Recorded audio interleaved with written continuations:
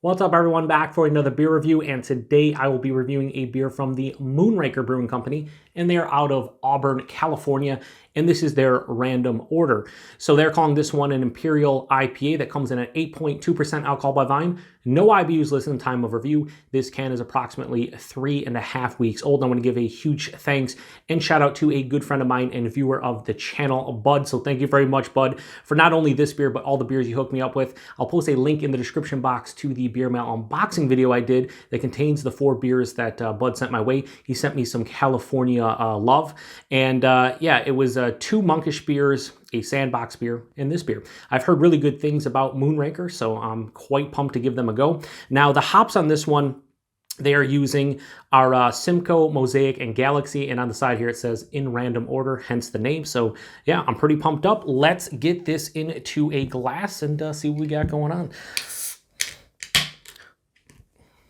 Here we go. Yeah, so that's poured out like your hazy New England juice bomb.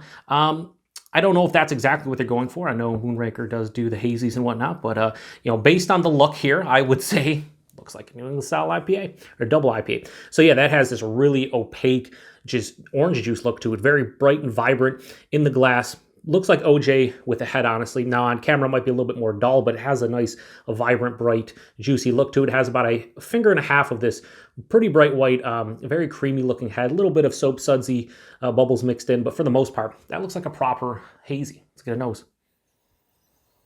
Oh, so that's really nice. Actually, yeah, this has huge citrus notes to this one. Very bright, juicy citrus like oranges and tangerines and, dare I say, Tangelos, even like ruby red grapefruit, sweeter citrus vibes to this one, just based on that first whiff. Underlying stone fruits, mostly peach, apricot, sweeter, but not until like the peach gummy ring kind of vibe, but just like a sweeter peach, like you bit into a very ripened peach that, you know, is a little bit sweeter than you anticipate. There is a nice like herbaceous dankness, a little bit of like slight, ever so slight like pine resin thing going on. Very minute though. Yeah, smells good. Really good, actually. So let's get into it. Cheers, everybody, and thanks again, Bud.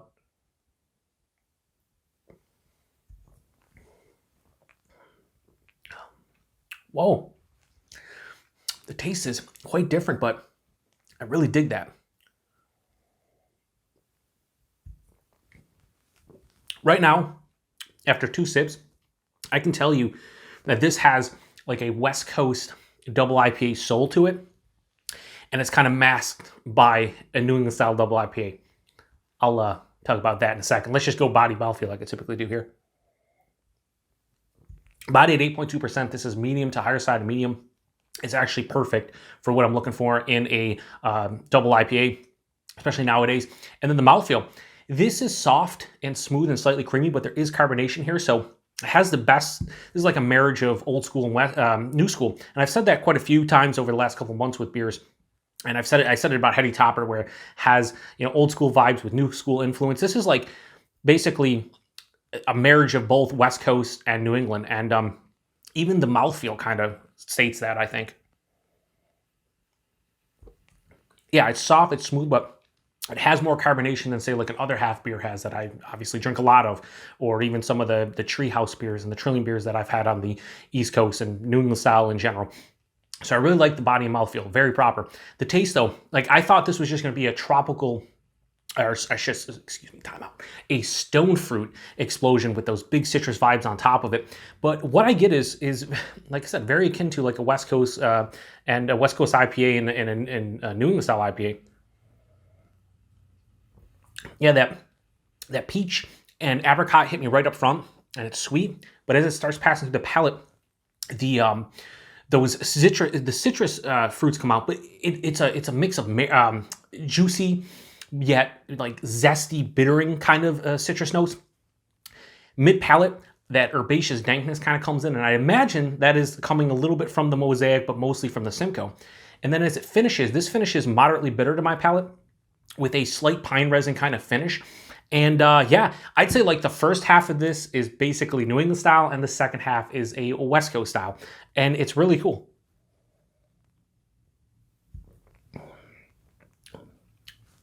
Yeah, wow. I mean, there's not much more to say about it. This finishes, like I said, moderately bitter with a slight dryness, a little bit of residual sweetness. But if you're looking for, I think, and this is my opinion, obviously, just like all my reviews, but if you're looking for something New England style, say double IPA that's to the sweeter side of things, this I don't think really lands in that category. Super drinkable. I'm really digging it. Not much more to say about. So, final thoughts on this one, really. I think it is a marriage of a New England style double IPA and a West Coast style double IPA.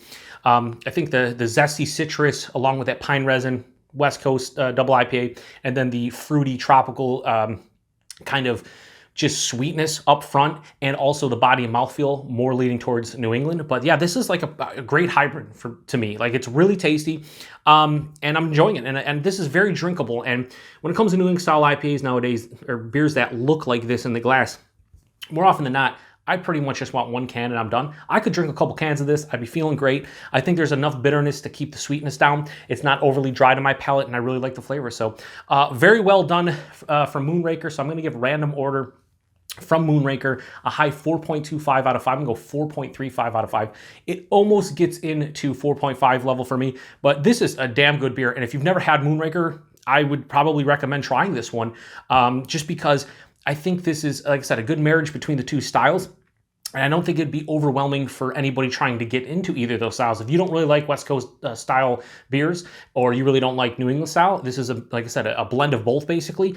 And I think a hybrid like this could introduce you and get you into one of the two styles. So that would be my final thoughts on it. But anyway, price and availability, I have no idea. I'd imagine these are probably sold at the brewery and then maybe get slight distribution. And then I'd imagine a 4-pack of this is probably $20. So Bud, let me know what the price and availability on this is. But typically, these beers are $18 to $20. And like I said, usually brewery, but then might get slight distro. But yeah, first Moonraker beer, and I'm pretty impressed. I didn't think this would be a hybrid. I thought this was going to be, more to the hazy side of things. But I think the bitterness and that zesty citrus and a little bit of pine resin I like that.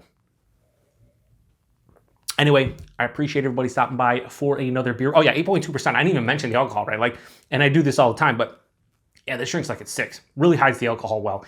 So yeah, there's not much more to say. 4.35 out of 5 for random order from Moonraker. If you've had this one before, let me know what you think about it. Once again, thanks to Bud for hooking me up with this one. Until the next one, cheers.